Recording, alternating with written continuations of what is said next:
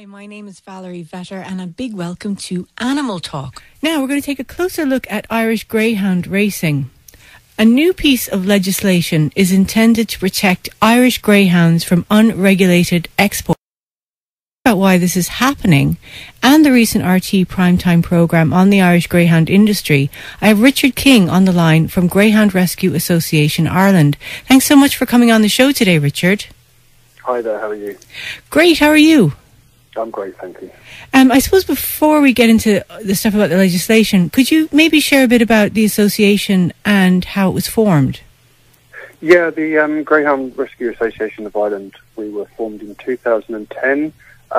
We're like an umbrella organisation for rescues and shelters throughout Ireland. So we're not a direct rehoming service ourselves, but we can help people get in touch with certain rescues that wish to adopt a greyhound.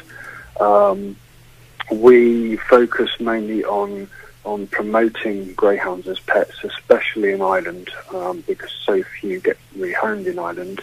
And we also focus our energies on working with various government bodies and the media to highlight certain issues that aren't being addressed. And we call for more transparency in legislation and the empowering of legislation that exists as well. So maybe you could kind of explain why are greyhounds in trouble? Like what is it about the Irish racing greyhound industry that creates what are the problems? Okay, well the biggest problem is the breeding. There's thousands of greyhounds bred every year, and the biggest question is what happens to them, because we know that so few of them get homed. So, for example, since 2010 up to last year, there were at least 120,000 and 126 greyhounds bred in Ireland. That's a lot of dogs. I had no idea there was that many, because the racing scene doesn't seem to be that big. No, well, this is using the figures from the stud book. This is using the litter figures because the litter figures are registered, and then the stud book say there's an average of 6 greyhounds per litter. So we're using those figures. We're using their own figures to come up with that figure of 120,126 greyhounds in the last 6 years, 2010 to 2016. And it's just impossible. There's no way that they'll all get a home. And you get various trainers will put their greyhounds through a rehoming program, and that's great. That's what we like to see.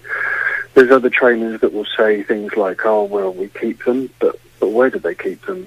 We have evidence from other trainers saying that, admitting that there's too many bred, they can't keep them all, and yes, some of them are shot.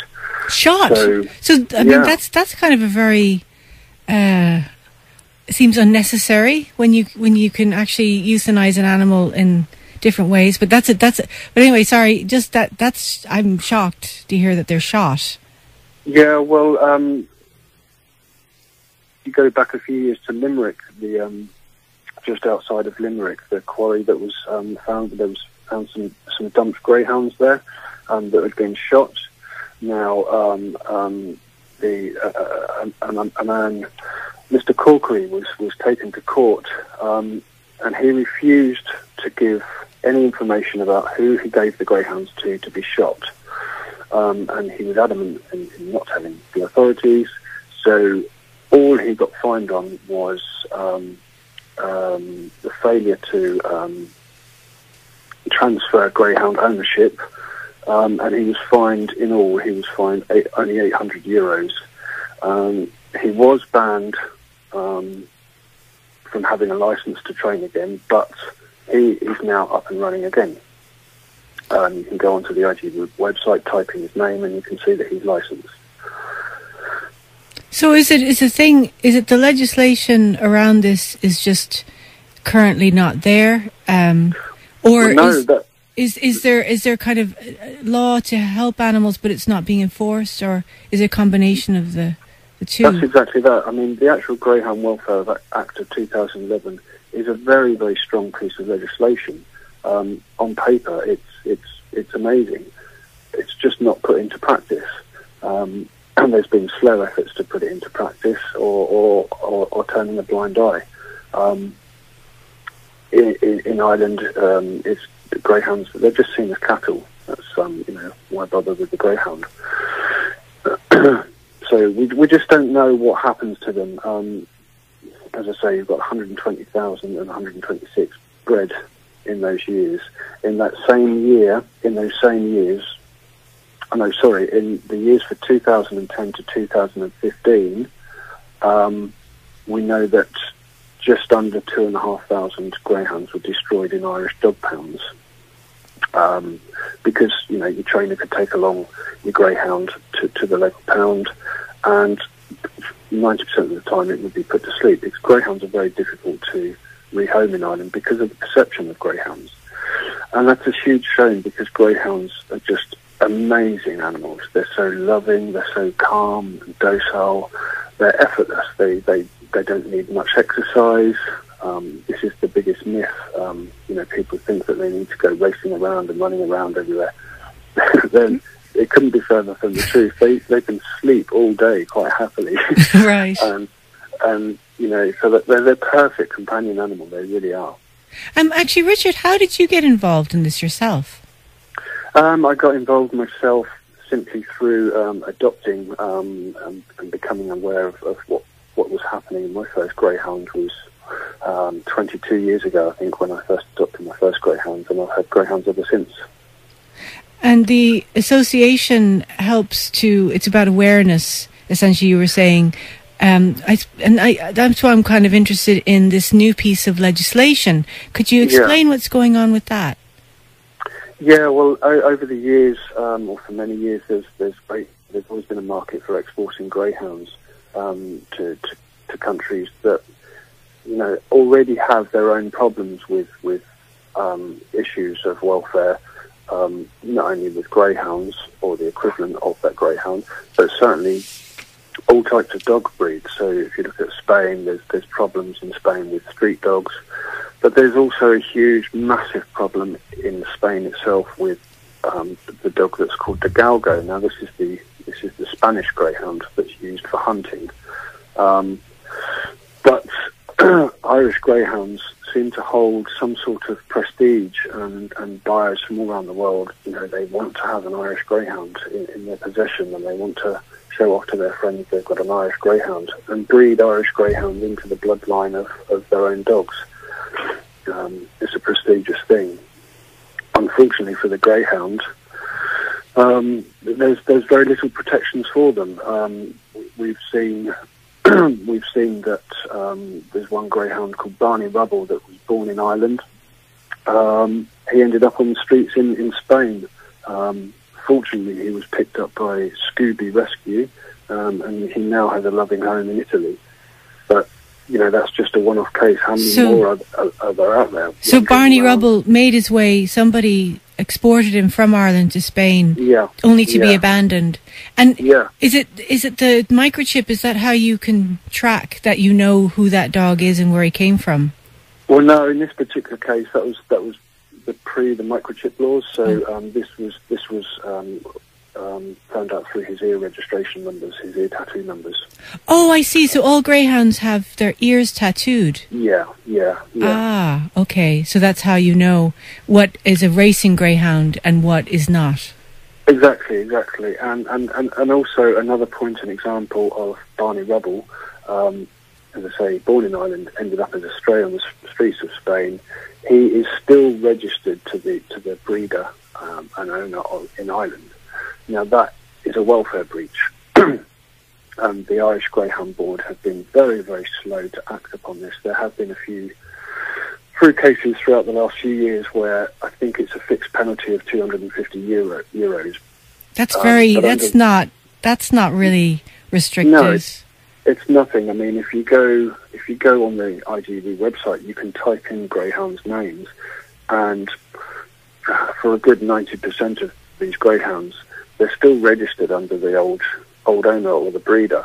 Now, this is the problem where traceability looks good on paper, but it's just not put into practice. Now, when you sell or transfer the ownership of a greyhound, you have 14 days to let the Irish Coursing Club know so that the stud book can be updated. If you fail to do that, then there is a problem, and then there is a fixed penalty of €250. But these fixed penalties, they're hardly given out, and there's just a handful throughout the year. And Barney Rubble is a perfect case of what can happen to a dog that's exported, and also a welfare breach. So, what about outside Europe? Do dogs go beyond the European Union? Yeah, we've GRAI had researched a lot of greyhounds in Argentina, and we know of a greyhound called Burnt Oak Rubble, who was born in 2000. Burnt Oak Bolt. Burnt Oak Bolt. Who was born in 2011, and sadly died a few years later. So he died at the age of 4. Now, Argentina is a particular interest because it now has a ban on racing. There's an outlaw of racing greyhounds in Argentina, and this came about late last year in 2016. So any future exports of greyhounds to Argentina from Ireland would only be to fuel illegal racing. There is no way that greyhounds being sent to Argentina would be for rehoming, because again, the situation for animal welfare in Argentina is just as appalling as it is in Spain. That's very depressing. How much are these dogs changing hands for? Do you know? Well, it depends on that. That can depend on the dog's history, the dog's bloodline, all of that kind of thing. I really can't give a it's variable, so I really can't give an answer to that. Richard, how did the primetime program come about? We were contacted early last year, and they were interested in the export side of things, and then basically we got further interested, and I provided a lot of research about doping. So we worked together on and off for that since early last year, and finally that came about. So and the doping of greyhounds in Ireland is another issue that's just been going on and ignored for so long that it really needed highlighting and addressing. Who is the state body that is responsible for the greyhound racing industry? The Irish Greyhound Board. Oh, but beyond them, do they? Yeah. Is it kind of Department of Agriculture or? Yeah, Department of Agriculture. So they oversee, what's going on with them, basically. And would it be a case that there's not enough inspectors, or it's just not the will? I think it's it's a bit of both, really. I think it's a bit of both. It's certainly in previous years there has been no will. Now there is a will, and things there are slow improvements. If it's difficult for the user to navigate around the OGB website. They do not make things very clear, but things can be found that are published that should have been published a long time ago for traceability. But it's still not enough, and I think it's more. It comes across more as PR rather than in the interests of welfare for the greyhounds.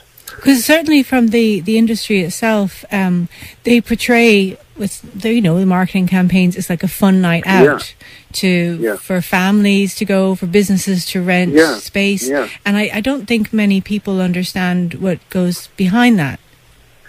No, well, I think a perfect example of that is after the RTE feature came out, the IGB released a statement, and yes, they've installed a new, very expensive piece of equipment in their Limerick laboratory for sample testing, which is good news, as a positive step forward. but they say that between 5,000 and 6,000 samples are taken every year. Now, it looks good on paper, but in actual fact, the sampling procedure, taking of samples, has declined massively. From a peak in 2013, there were 7,307 samples taken, and last year, 2016, only 5,383 were taken. So that's a massive drop. Why? And despite, I don't know, and despite the drop in samples taken, there has actually been a higher return of positives. Oh my! So it's counter what you'd really be expecting to happen if you're getting so many positive results. Again, and I congratulate the IGB for obviously spending the money and putting this machinery in place, and hopefully, more samples will be taken in the future. But I just the fact that. The fact that they're trying to tell the public they're doing their best, they're doing this and they're doing that, it simply isn't true when you compare to back to previous years. Why is this massive drop in samples taken? What drugs do they dope the dogs with, and what effect does that have on the animal? Well, I don't go personally into the science of it too much. But is there an animal welfare part to this as well? Yeah, absolutely, because some drugs, they can last for months and they can have a detrimental effect on the welfare of the animal. Absolutely. Not just an effect on their performance in a race that night, but they can have a long-term effect, yeah. Oh gosh, it's an interesting one, because the business of it, presumably there's lots of money that's made at these race meets with the bets as well. Have you had a lot of pushback or any pushback from the board, the greyhound board? Pushback? Well, I suppose criticism, or what has been their response to the work that you do? Yeah, well, actually they have now stopped. They've refused to work with us. We've tried to highlight certain issues that need addressing, and actually they have gone on later to address those, but they won't acknowledge. Basically, they won't acknowledge us now. They accuse us basically of being anti-racing, animal rights, and that's simply not the case. We're animal welfare. We're neutral. We want the best thing that we can have, given the situation. We want the best thing that we can have for the greyhound. We're pro-greyhound. Ireland's such a strange country, because people in Ireland love animals, like many other countries. However, we've got so many different strange things that are happening. Puppy farms, now greyhounds, and you actually have exotic animal problems as well. That there's no legislation that covers things like wolves are being bred. So it's kind of a bit of a difficult one. But what would you like to see happen? What would you think would be the best way forward for this to sort of try and help solve some of these problems? Is it legislation or? Yeah, I mean, certainly with greyhound racing, certainly even despite the fact that the Welfare Act of Greyhounds 2011 is a very, very good piece of legislation. It does need updating. There are holes that need addressing. So if we can get that done tighter, but the main point of that is to have these regulations enforced. We want to see them enforced fully. And obviously the biggest thing is traceability. We would like to see updated situations on greyhounds in Ireland. So when the greyhound is exported, we want that to be made publicly available. So the status is always updated. If the greyhound has been rehomed, we want to know where it's been rehomed to.